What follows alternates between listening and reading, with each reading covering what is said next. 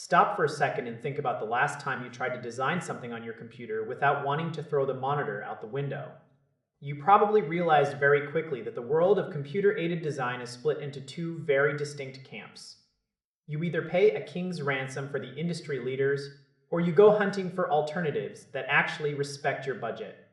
This brings us to a fascinating showdown between two tools that could not be more different if they tried. On one hand, you have the open source titan that enthusiasts absolutely swear by. It is a piece of software that belongs to everyone and no one at the same time. You download it, and it is yours. No subscriptions. No annoying emails telling you your trial is about to expire. No credit card required.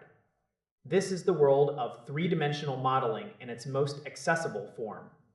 It is a favorite for the maker community and the three-dimensional printing crowd because it treats objects as solid things with volume and mass.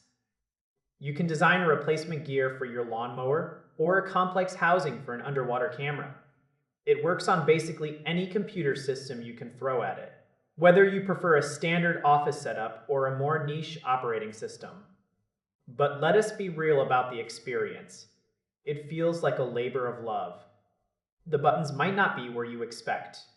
The logic of how you build a part can feel a bit upside down at first. It is a steep mountain to climb. Sometimes it might even quit on you unexpectedly if your project gets too heavy or complex. Now, shift your gaze to the other side of the fence. Here we find a tool that feels like home for anyone who spent time in a traditional drafting class. This software is built on the DNA of the giants. It feels professional. It feels slick. It is the king of the two-dimensional realm. If you are drawing up floor plans for a new house or mapping out an electrical circuit, this is your best friend. It handles the standard technical drawing formats used by all the big firms, so you can share your work without everything breaking. There is a catch, though. While there used to be a version you could use for nothing, that version is now very long in the tooth and lacks modern features. If you want the real power, you have to pay a yearly fee. It is much cheaper than the alternatives, costing just a few $100s, but it is still a bill you have to plan for. It also does not have that same raw power for three-dimensional sculpting.